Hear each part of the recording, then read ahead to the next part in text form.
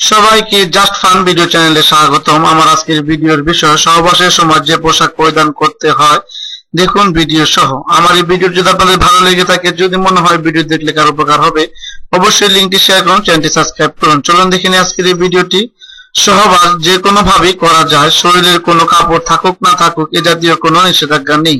তবে একেবারে উলঙ্গ হয়ে সহবাস করাটা দেখতে অসুন্দর, কারণ একেবারে উলঙ্গ হয়ে সহবাসকারীদের সন্তান অনেক ক্ষেত্রে নির্লজ্জ হয়ে থাকে। নবী করিম সাল্লাল্লাহু আলাইহি বলেছেন, ওয়াসাল্লামু কখনো একেবারে উলঙ্গ হয়ে সহবাস করেননি, বরং সহবাসের সময় মাথার উপর কাপড় রাখতেন এবং সেই সময় যত কথা বলতেন সবাই নিচু আওয়াজে বলতেন, আর স্ত্রীদেরকে বলতেন তোমরা শান্তভাবে থাকো। উজ্জ্বল বা উচ্ছৃঙ্খল ও নড়াচড়া করতে নিষেধ করতেন। সহবাসের সময় পোশাক সম্পর্কে নবী করিম সাল্লাল্লাহু সাল্লাম বলেছেন, তোমরা স্বামী স্ত্রী যখন সহবাস করবে তখন গাধার ন্যায় একেবারে উলঙ্গ হয়ে সহবাস করো না। বর্ণিত আছে, নবী করিম সাল্লাল্লাহু আলাইহি ওয়াসাল্লাম সহবাসের সময় নিজেকে এবং স্ত্রীদেরকে কোনো না কোনো কাপড় দ্বারা আবৃত করে নিতেন।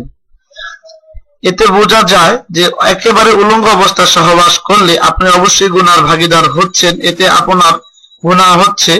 আমার এই ভিডিওটি যদি অন্য কেউ তার চ্যানেলে আপলোড করে তাহলে অবশ্যই এটি অ্যাডমিনকে ইনফর্ম করা হবে। এটা শুধুমাত্র জাস্ট ফানের জন্য তৈরিকৃত একটি ভিডিও, অন্যথা ইউটিউবের কাছে কপিরাইট ক্লেম করা হবে। আপনার জীবনকে সুস্থ, সুন্দর ও সুখময় করার জন্য নিয়মিত ভিজিট করুন আমাদের জাস্ট ফান ভিডিও চ্যানেলটি। আমাদের ভিডিওটি যদি আপনাদের ভালো লেগে থাকে অবশ্যই চ্যানেলটি সাবস্ক্রাইব করবেন, লিংকটি শেয়ার করবেন। এতক্ষণ কষ্ট করে আমাদের ভিডিওটি দেখার জন্য আপনাদেরকে আন্তরিক ধন্যবাদ।